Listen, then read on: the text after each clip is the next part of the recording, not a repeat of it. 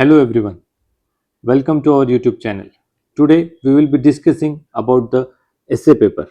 I will be sharing my experience about the paper and how I prepared for it and how I scored, and we will discuss everything about it. So during my preparation, I realized one thing, that although essay paper holds 250 marks, just like other GS paper and optional paper, I was ignoring the essay paper. And most of my friends also were also repeating the same mistake. They were also ignoring the essay paper and were giving less time to it. But as soon as I realized this, I took some steps and I made some changes in my preparation.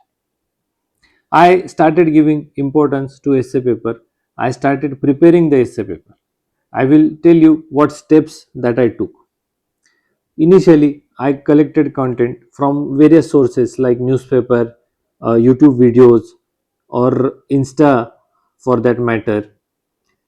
From these resources, I collected examples, case studies, stories, and new concepts, quotes that I can use to make my essay creative, make it interesting, make it unique. So, and after that, the result was I scored 130 marks in the first mains that I wrote. I know you are also repeating the mistake I made. In today's video, we will be diving deep into the same. I know you are also making the same mistake as most of the other aspirants are making. You are ignoring your essay paper. You give months for your optional paper. Any one or two, you give months. Ask yourself how much time you are devoting to the 250 marks paper. But the essay paper, उसको भी तो 250 marks ही है. कितना time आप दे रहे हो essay paper को?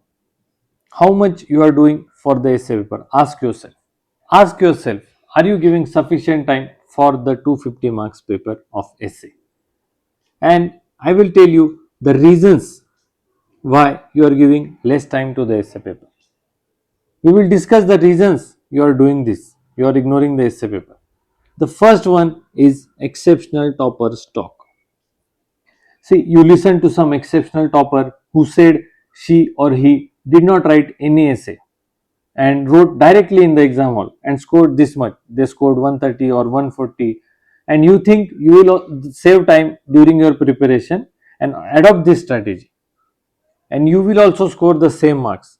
But my friend, let me tell you here, it would be the biggest blunder that you will make in your preparation. See, every topper or every aspirant are different. Our backgrounds are different. Our educational, socio-economic, schooling background, college background, everything is different. So we cannot compare ourselves with other aspirant or other topper. And हम ये नहीं मान सकते कि अगर उनको आ गए marks तो हमको भी आ जाएंगे. मैं ये नहीं कह रहा हूं कि आएंगे नहीं, आ सकते, अगर आ गए तो बहुत अच्छी बात है, पर ये एक्सेप्शनल लोगों के साथ होता है.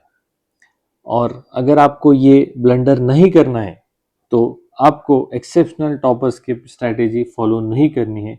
आपको खुद की स्ट्रैटेजी बनानी पड़ेगी as per your strength and weakness.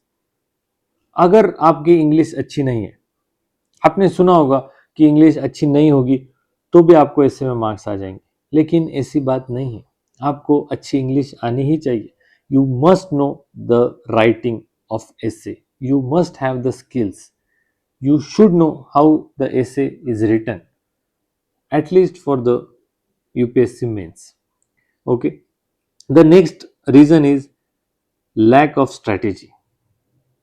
You think you will use your GS knowledge in essay paper and you will score good marks. Again, a big blunder. See, I don't deny that GS knowledge will be useful in essay paper. Of course it will be. GS knowledge use होगा ही होगा. लेकिन क्या आपने recent अभी topics पढ़े ऐसे के? Read previous years, पिछले 3-4 सालों के ऐसे के पेपर्स के टॉपिक्स पढ़ो. आप देखोगे कि वो फिलोसॉफिकल टॉपिक अभी पूछ रहे. You can use your GS knowledge in that, but not completely, only up to some extent.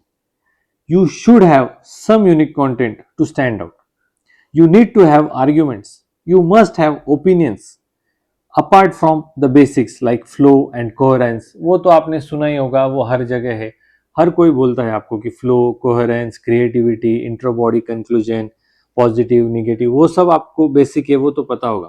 पर main is you should have arguments, you should have opinions. और वो तभी होगा जब आप सोचोगे, जब आप स्ट्रैटेजी बनाओगे और आप सिर्फ जीएस पे डिपेंड नहीं रहोगे। Okay, the third reason you are doing this is essay paper is ignored by coaching institutes. Yes, it is ignored by coaching institute.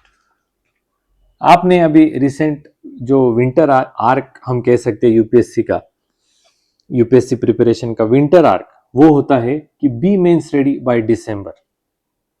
You must have seen this video about being mains ready by December. हर coaching institute ने ये video बनाया कि mains कर लो, ये correct है, आपको mains ready होना ही होना है दिसंबर से पहले। प्रीलिम्स से पहले आपको मेंस रेडी तो होना ही है, प्रीलिम्स प्रिपरेशन से पहले। I don't deny this, but क्या किसी ने आपको ये बताया कि आपको एसए पेपर भी करना है? क्या किसी वीडियो में आपने ये सुना कि नहीं, give time to essay paper is also important? कोई नहीं बताएगा। अभी इसके क्या रीजन है वो हम बाद में एक दूसरी सेपरेट वीडियो में डिस्कस करेंगे। Let's not go there for now, but the point I want to emphasise here is no one is going to tell you, my friend, no one is going to tell you this about essay paper. So please wake up. It is important, it is crucial, it is game changing. You can score more than 140 by just small preparation, less preparation, come time में आपको 140 के plus marks easily आ सकते हैं, पर थोड़ा prepare करना पड़ेगा। अगर GS3 का पेपर, उसमें इतने सब्जेक्ट्स है, इकोनॉमी है, एग्रीकल्चर है, एनवायरमेंट है, साइंस एंड टेक है, सिक्योरिटी है, इतने सब सब्जेक्ट्स है, वो भी 250 मार्क्स का है, ऐसे भी 250 मार्क्स का है, पर आप GS3 को कितना टाइम दे रहे हो और ऐसे को कितना टाइम दे रहे हो? Ask yourself please. Next reason is underestimating the essay paper. See, the reason you are doing this can be anything. You either haven't given the mains yet, आपने मेंस दिया नहीं होगा, क्योंकि जो मेंस देते हैं और जब उनके मार्क्स आते हैं तब पता चलता है कि इससे कितने कम मार्क्स भी आ सकते हैं ऐसे में। तो आपने एक तो मेंस दिया नहीं होगा, नहीं तो आपको पता नहीं है कि ये पेपर कितना ट्रिकी है। It is the most tricky paper in the UPSC mains. आप देखोगे किसी को 40 मार्क्स आ रहे, किसी को 140 मार्क्स आ रहे, इतना वास्ट डिफरेंस है।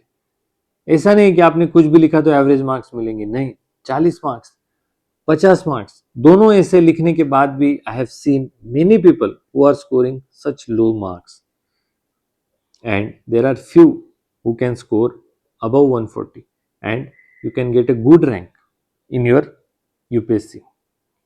Okay, and the last reason is relying on compilation. Again, a big mistake you are making. You think that ऐसे पेपर के पहले कोई इंस्टीट्यूट के हम कंपाइलेशन पढ़ लेंगे जिसमें इंट्रो होगा, कंटेंट होगा, कोट्स होगा। आपको लगता है कि एक दिन पहले 50 कोट्स पढ़ के आप दूसरे दिन वो कोट्स यूज करोगे? Again, it is possible that you will use those quotes, you will use those stories, but it is highly probable that you will try to fit in those stories or quotes in the essay just because you have read them and you remember them and not because they are relevant as per the essay. आपने जो पढ़ा होगा आप उसी को कैसे तो adjust करोगे, फिट इन करोगे, कोई एक स्टोरी होगी उसको कैसे भी मोल्ड करोगे और जो टॉपिक होगा उसमें आप वो एडजस्ट करने की कोशिश करोगे and you will get low score, and then you will say that you wrote a good intro, you used story, you used anecdote, but क्या वो relevant था? Was it relevant according to the essay topic? No. आपने लिखा only because आपने वो compilation में पढ़ा, 2-3 stories आपने याद रखी और उसको ही इंट्रो और कंक्लूजन में एडजस्ट कर दिया, तो ये भी नहीं चलेगा. So if you are making this mistake, my friend, allow me to correct it right now, right here. Let me tell you, आप किसी भी फेज में हो आपके प्रिपरेशन में, किसी भी, आपने कितने भी अटेम्प्ट दिए हो, जो भी हो, अभी अगर आप पढ़ाई कर रहे हो, सीरियसली आप अगर 26 का अटेम्प्ट देने वाले हो, अगर फर्स्ट अटेम्प्ट है तो भी आप कर सकते हो. अगर आपने पहले मेंस देके अच्छा स्कोर किया है ऐसे में, तो भी there is always scope for improvement. और ऐसे का स्कोर ऐसा नहीं है अगर एक बार 140 आ गए तो हर बार आएंगे, कम भी हो सकते, आप प्रिपेयर कर सकते हो. पर मेनली मैं ये बताना चाहता हूँ जो इनिशियल फेज में है, जो अभी फर्स्ट या सेकेंड अटेम्प्ट देने वाले हैं, या जिन्होंने फर्स्ट मेंस दी है या मेंस दी ही नहीं आज तक, उनको मैं बताऊंगा कि स्टार्ट प्रिपेयरिंग, स्टार्ट नाउ. कोई भी आप फेज में हो, don't worry, ask yourself, are you doing enough for the essay paper. Ask yourself, you know. See, अभी बात बताना चाहूंगा आपको. पूरे प्रिपरेशन में be honest with yourself. Okay, अगर आप पढ़ाई कर रहे हो तो जेन्युइनली पढ़ाई करो, दिखाने के लिए मत करो, घर वालों को, फ्रेंड्स को, किसी को भी दिखाने के लिए मत करो. ऑनेस्ट रहो. सिर्फ लाइब्रेरी में जाके टाइम पास मत करो. कहीं भी आप पढ़ाई कर रहे हो, टाइम पास मत करो, खुद से ऑनेस्ट रहो. ठीक है, अगर आप अभी ऐसे को टाइम नहीं दे रहे हो, be honest, accept it, accept करो, then only you can improve. Okay, तभी तो आप इम्प्रूव कर पाओगे. Accept that you are not giving enough time, you are not preparing, it's fine. You have time with you, you still have time with you. You can start preparing now, you can improve, and definitely you will score good marks in your essay paper. Okay, see, one bonus tip I want to tell you here. Essay paper is just like interview. आपने सुना होगा कि day one या beginning से ही आपका interview preparation start हो जाता है. ठीक है, इसका मतलब क्या है? इंटरव्यू एक पर्सनालिटी टेस्ट है, और आपको पर्सनालिटी डेवलप करने को, ग्रूम करने को, मेंस क्लियर होना ही चाहिए ऐसा नहीं. It's not that only after clearing your mains you will improve your personality. No, start right now. अगर आपने नहीं किया होगा, सोचो, थिंक. ये हम बाद में डिस्कस करेंगे, पर मैं ये बोलना चाहता हूं कि ऐसे and interview have to be started from the first day. Keep your eyes open, eyes, ears open. खुला रखो, देखो अपने आजू बाजू में, आपको स्टोरीज मिलेंगी. when you are discussing with your teacher or parents, siblings, friends, किसी के साथ भी अगर आप बात कर रहे हो कि आपको कोई नया पर्सपेक्टिव मिल रहा है, कोई नई स्टोरी मिल रही है, कोई भी कंटेंट आपको मिल रहा है, तो उसको सोचो, उसके बारे में सोचो, उसको नोट करो. कंटेंट को आप सोचो, उसको नोट करो, उसको यूज करो प्रैक्टिस ऐसे में. ऐसा नहीं है कि सिर्फ कंटेंट कलेक्ट करके रखा, लास्ट दिन में रिवाइज करके फिर नहीं. कंटेंट को नोट करो, उसको पर्सनलाइज करो, इंटरनलाइज करो, एंड प्रैक्टिस ऐसे में लिखो. बार बार उसे लिखो.